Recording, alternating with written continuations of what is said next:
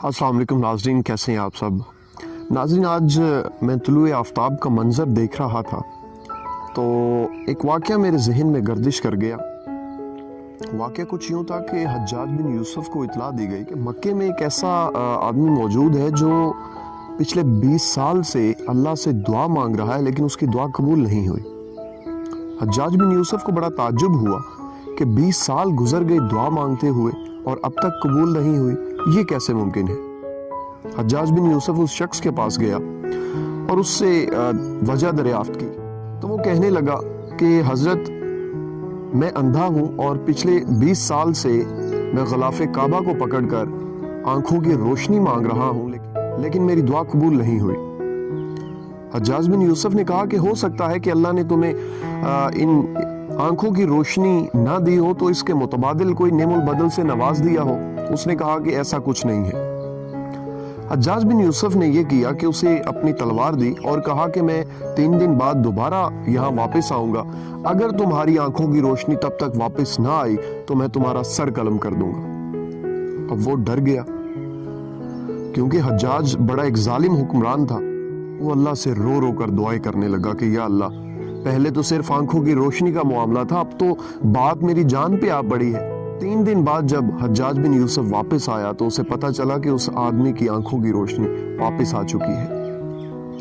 तो हज्जाज बिन यूसुफ ने उसे कहा कि अब तुम्हें पता चला कि पहले तुम किस तरह दुआ मांग रहे थे और अब किस तरह दुआ मांग रहे थे। असल में मांगने का जो तरीका है वो तुम्हें नहीं आता था, जिस वजह से अब तक तुम्हारी दुआ अल्लाह ने कबूल नहीं की।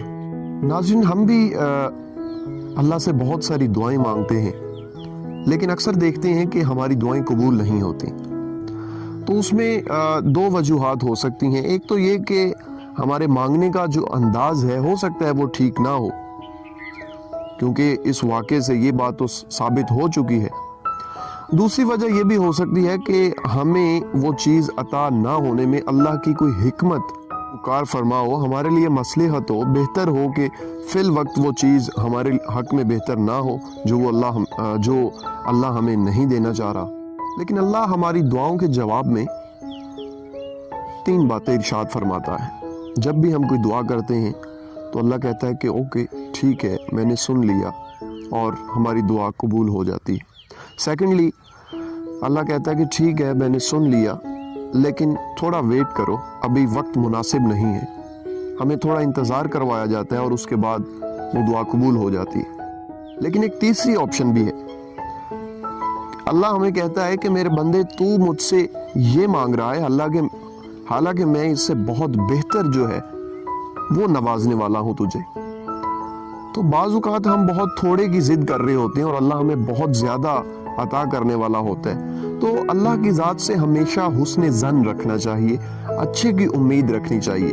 जो अल्लाह वाले होते हैं उन्हें अल्लाह पे उम्मीद नहीं होती, यकीन होता है, पुख्ता यकीन होता है कि वो तो दुआ जो है वो यकीन के साथ मांगनी चाहिए कि ये ज़रूर बस ज़रूर कबूल होगी।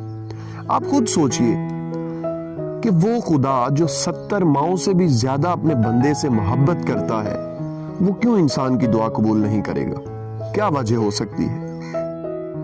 आप देखते हैं कि बाज़ रिश्ते आपकी ज़िंदगी में ऐसे होते हैं जिन पे आपको बड़ा मान होता है, फ़ख्र होता है।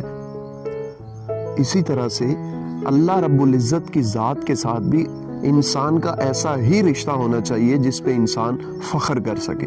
अल्लाह पे मान होना चाहिए, एतमाद के साथ मांगे, मान के साथ मांगे, तो वो आपको ज़रूर सम्मान देगा, आपकी दुआ ज़रूर सुनेगा। उम्मीद है कि आज की ये वीडियो भी आपको पसंद आई होगी। मज़ीद अच्छी वीडियोस के लिए अमीन स्पीक से जुड़े रहिए। अल्लाह आप सब लोगों को खुश रखे, सेहत और सुकून से नवाजे। फ़ी अमानिल्लाह।